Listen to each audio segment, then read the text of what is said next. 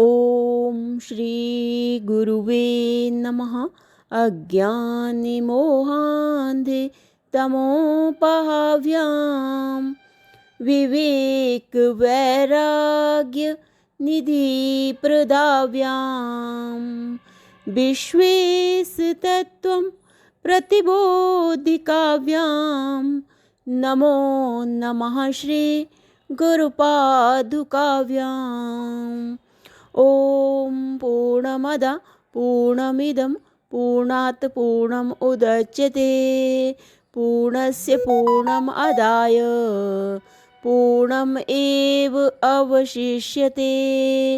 ओम शांतिः शांतिः शांतिः। ओम। प्रणाम। भगवान स्वामी अखंडानंद सरस्वती जी महाराज जी द्वारा विरचित साधना और ब्रह्मानुभूति से आज हमारा नया टॉपिक स्टार्ट हो रहा है भगवान, जिसका नाम है संकल्पों और सिद्धियों का लक्ष्य। संकल्पों और सिद्धियों का लक्ष्य। तो स्वामी जी बता रहे हैं कि भाई संकल्प वाहन है, संकल्प वाहन है। यही जीवात्मा को अभीष्ट वस्तुओं के पास ले जाता है संकल्प, और संपूर्ण फलों को, सिद्धियों को जीवात्मा के पास ले आता है। इसलिए संकल्प का सिखाए हुए घोड़े की तरह सदा होना आवश्यक है। जिस वस्तु अथवा व्यक्ति से सुख की आशा होती है उसकी प्राप्ति के लिए, और जिससे दुख की संभावना होती है उसके त्याग के लिए संकल्प होता है। इससे यह सिद्ध है कि किसी भी वस्तु या व्यक्ति के संबंध में हमारा जो विशेष ज्ञान है वही संकल्प का हेतु है। निर्विशेष ज्ञान संकल्प का हेतु नहीं है। इसका अभिप्राय यह है कि विशेषताओं के ज्ञान वाली बुद्धि ही संकल्प की जननी है। विशेषताओं के ज्ञान वाली बुद्धि ही संकल्प की जननी है। जिन वस्तुओं और व्यक्तियों के संपर्क, भोग और उपलब्धि से सुख की संभावना है उसका क्षेत्र जितना ही सीमित होगा, संकल्प उतने ही अल्प और नियंत्रित होंगे।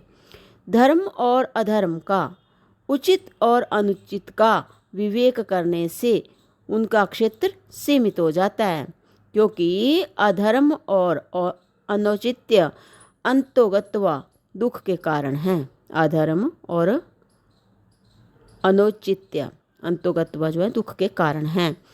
धर्म से शक्ति का संचय, पोषण और संवर्धन होता है। धर्म से शक्ति का संचय, पोषण और संवर्धन होता है, क्योंकि वह धारणात्मक है।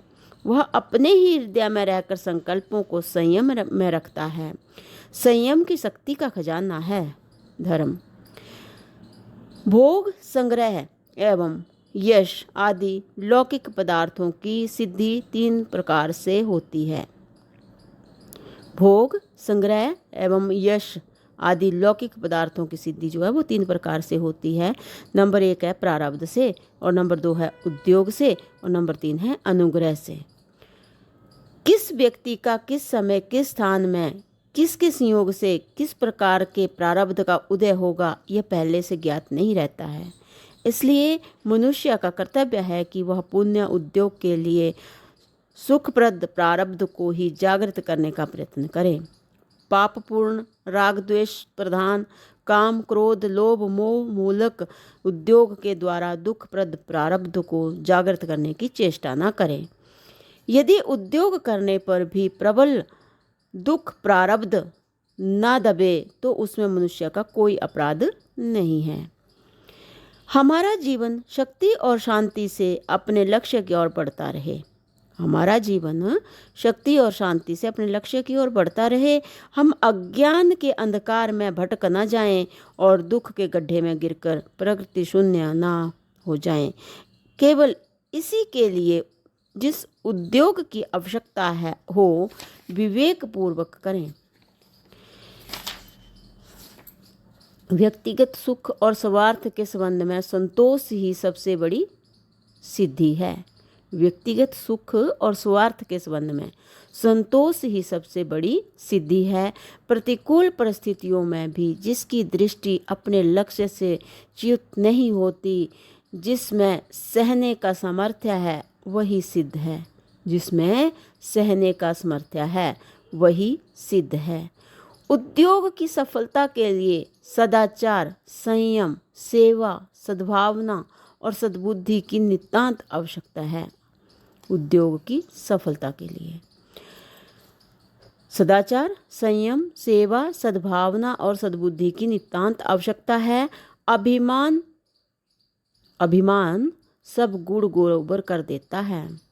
उद्योग करते समय इस बात का ध्यान रखना आवश्यक है कि हम उसका फल अपनी ओर खींच रहे हैं या सर्वात्मा ईश्वर की ओर विकिरण कर रहे हैं। पहली दशा में वह हमारी शक्ति, संपत्ति और एकाग्रता को विक्षिप्त कर देगा और हम असफल तथा दुखी हो जाएंगे। दूसरी दशा मतलब कि हम जो है वो सर्वात्मा ईश्वर की ओर विकिरण कर रहे हैं, जो उसका फल है तो वो बोल रहे हैं दूसरी दशा में हम ईश्वर से एक हो जाएंगे।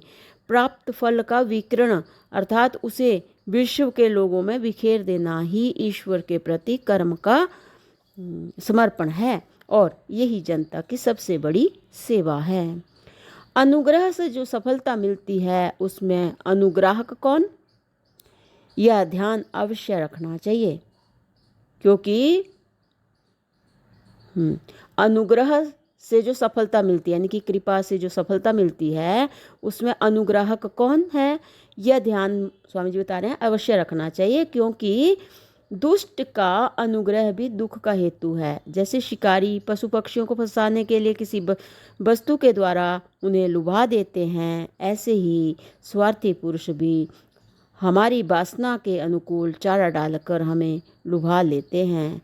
उनकी यह क्रिया ऊपर से हितकारी जान पड़ने पर भी भीतर से सद्भाव शून्य होती है और परिणाम में उससे दुख की प्राप्ति होती है। इसलिए ऐसे अनुग्रह से सावधान रहना चाहिए। अनुग्रह जो है वो तीन प्रकार का वांछनीय है। तो भगवान इसको आगे वाले सत्संग में लेते हैं। प्रणाम भगवान। ओम शांति शांति शांति। ओम।